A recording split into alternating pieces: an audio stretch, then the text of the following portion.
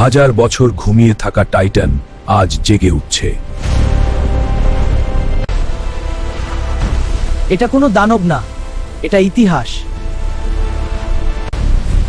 সমুদ্র থেকেও টাইটান উঠছে।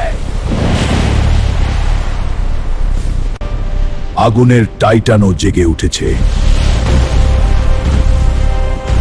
পৃথিবী রক্ষা উদ্দেশ্য টাইটান ভাঙতেই হবে। সবচেয়ে বড় টাইটান এখনো জাগেনি।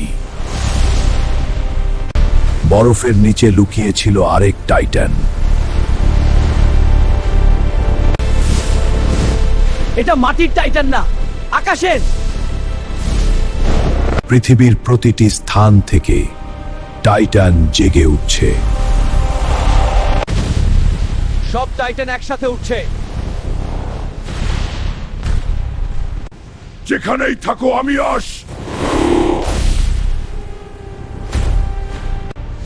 সব টাইটানের রাজা এখন জেগে উঠেছে।